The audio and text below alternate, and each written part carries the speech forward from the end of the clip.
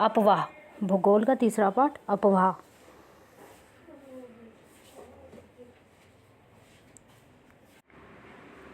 This is the short study बच्चों।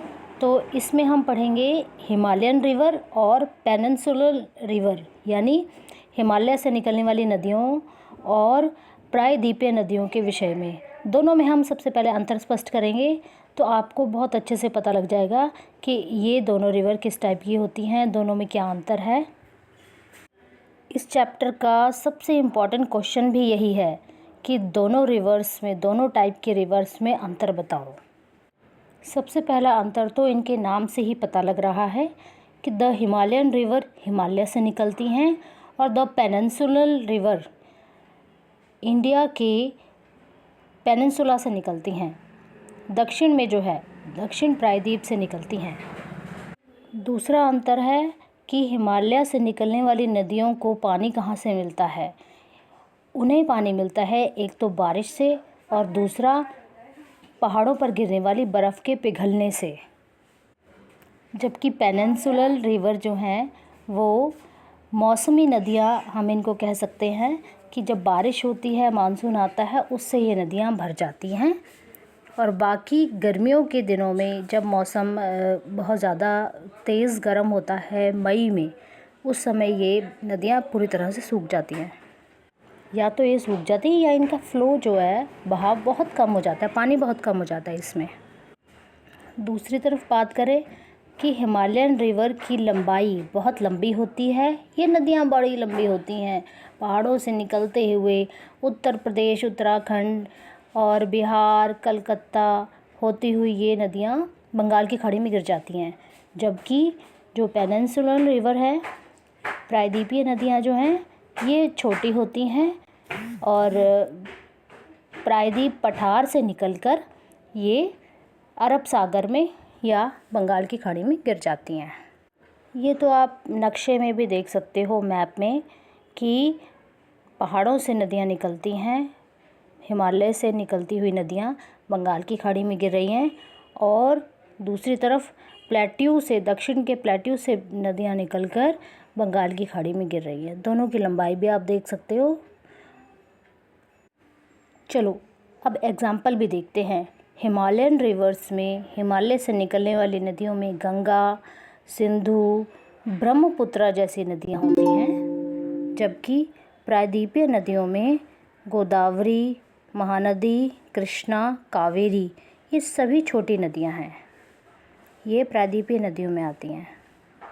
चलो अब हम देखते हैं इस लेसन का सबसे बोरिंग पार्ट, लेकिन इसमें से क्वेश्चन 1 नंबर का तो आता ही है और 3 नंबर का भी कभी कभी क्वेश्चन आ जाता है।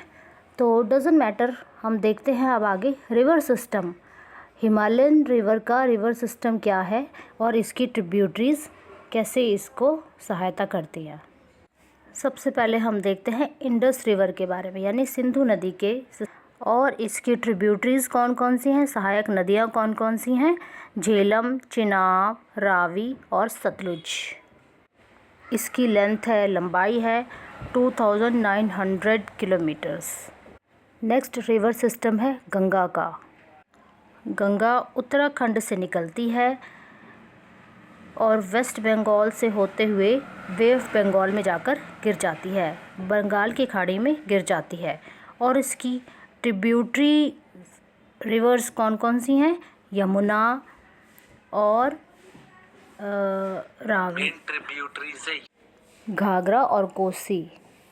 पूरे उत्तर भारत का कृषि का जितना भी सारा काम है वो सारा गंगा रिवर सिस्टम पर ही डिपेंड करता है। और इसकी लंबाई है 2500 किलोमीटर्स, यानी 2500 किलोमीटर, सिंधु नदी से थोड़ी छोटी। नेक्स्ट आता है ब्रह्मपुत्र रिवर सिस्टम।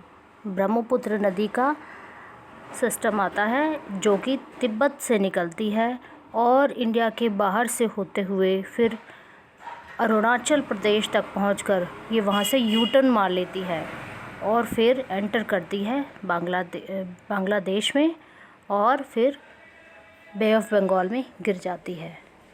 याद रखें बच्चों, गंगा और ब्रह्मपुत्र नदी मिलकर एक डेल्टा बनाते हैं जो विश्व का सबसे बड़ा डेल्टा है, जिसका नाम है गंगा ब्रह्मपुत्र डेल्टा।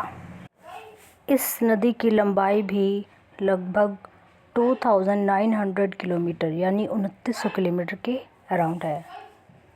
चलिए बच्चों, आगे देखते हैं पेनिनसुलर रिवर सिस्टम। सबसे पहले आता है नर्मदा नदी, जो कि एमपी से होते हुए गुजरात होते हुए अरेबियन सी में गिर जाती है। नेक्स्ट है बारी ताप्ती नदी की, जो एमपी से होते हुए महाराष्ट्र और फिर गुजरात और फिर अरेबियन सी में जाकर गिर जाती है। ये दोनों ही नदियाँ हैं जो कि अरेबियन सी में गिरती हैं, वरना सारी बे ऑफ बंगाल में जाकर गिर जाती हैं। नेक्स्ट है गोदावरी नदी, जो कि सबसे लंबी नदियों में से है पेनिनसुलर रिवर्स की। उसकी लंबाई है 1500 किलोमीटर। गोदावरी को दक्षिण की गंगा भी कहते हैं। और नेक्स्ट रिवर आती है महानदी, और उसके बाद है कृष्णा नदी और कावेरी नदी। ये प्रायद्वीपीय नदियाँ हैं, मुख्य प्रायद्वीपीय नदियाँ हैं। इनके बारे में ज़्यादा डिटेल हमें पढ़ने की आवश्यकता नहीं है। चलिए अब आगे बढ़ते हैं, आगे पढ़ते हैं लेक्स के बारे में, झीलों के बारे में।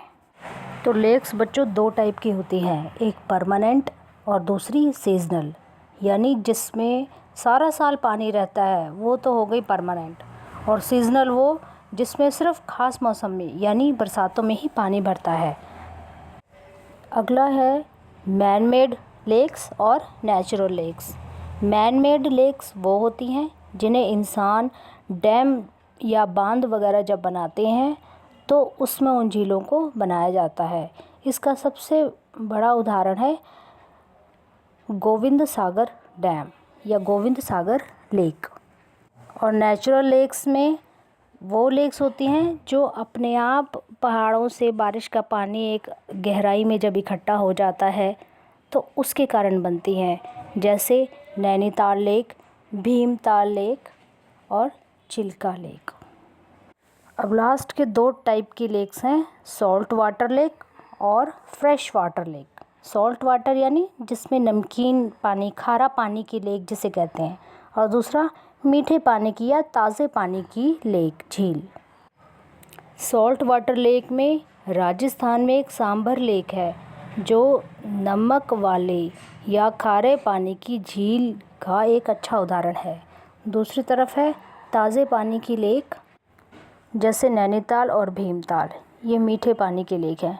क्योंकि बच्चों आप अंदाज़ा लगा सकते हो कि इसमें बारिश का पानी आता है और बारिश का नमकीन पानी तो नहीं होता ना, तो इसीलिए ये ताज़े पानी की लेक्स हैं।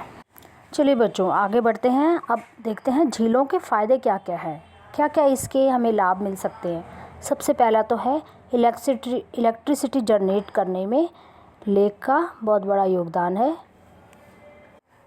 लेक के पानी पर या रिवर के पानी पर हम डैम बनाकर बिजली बना सकते हैं।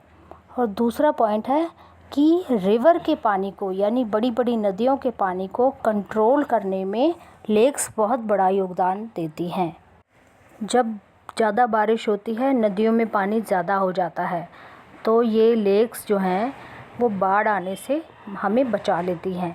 और जब ज़्यादा गर्मी होती है तो ये नदियों के पानी के फ़्लो को अच्छा कर देती है।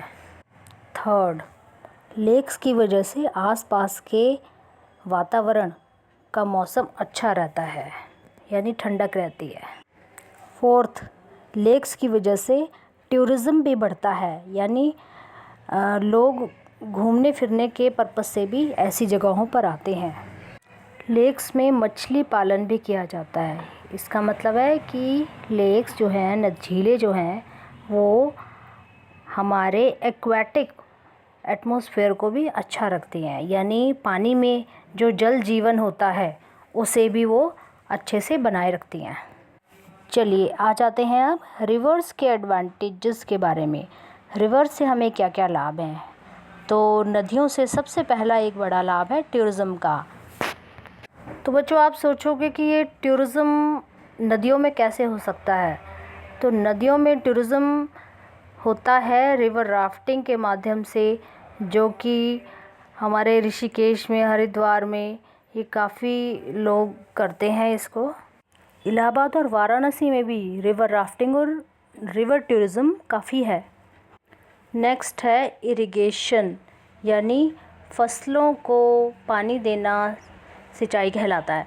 तो नदियों का पानी जो है सिंचाई के भी काम आता है और हमारी कृषि योग्य भूमि को भी काफ़ी उपजाऊ बनाता है, फर्टाइल बनाता है। अगला है रिवर्स पर भी डैम बनते हैं। तो जहाँ डैम बनते हैं वहाँ इलेक्ट्रिसिटी प्रोडक्शन होता ही है। तो ये इसका तीसरा फ़ायदा हमें ये है कि यहाँ से हम इलेक्ट्रिसिटी भी बना सकते हैं। फोर्थ पॉइंट आएगा, हमें पीने का पानी भी रिवर से मिलता है। तो अगले 3 पॉइंट्स को हम ले सकते हैं कि भारत की इकनॉमी को किस प्रकार नदियाँ फ़ायदा पहुँचाती हैं। ठीक है, तो आप इस क्वेश्चन में ये तीनों पॉइंट्स लिख सकते हैं कि किस प्रकार ये टूरिज़्म में हमारे देश को फ़ायदा पहुँचाती हैं। और दूसरा इसमें आ सकता है कि एग्रीकल्चर में भी हमें फ़ायदा देती है। इसके नदियों के पानी से हम इरिगेशन भी कर सकते हैं और साथ में ही हमारी भूमि को काफ़ी फर्टाइल भी बनाती हैं और इलेक्ट्रिसिटी भी हम जनरेट कर सकते हैं। तो ये तीनों पॉइंट्स हैं। और इसमें आप एक पॉइंट और ऐड कर सकते हैं कि मछली पालन और हमारे एक्वाटिक सिस्टम को भी ये अच्छा रखती हैं। तो जिस प्रकार के पॉइंट्स लेक में थे, तो लगभग उसी प्रकार के सारे पॉइंट्स इसमें भी, नदियों में भी हम कह सकते हैं। तो आज के इस लेसन में इतना ही। तो ये जो इस लेसन में इम्पॉर्टेंट चीज़ें थी वो आपको शॉर्ट में बता दी गई हैं। तो इस लेसन से सिर्फ इतना ही आएगा, आप इतना ही तैयार कर सकते हैं। Okay then, bye bye, meet you in next video.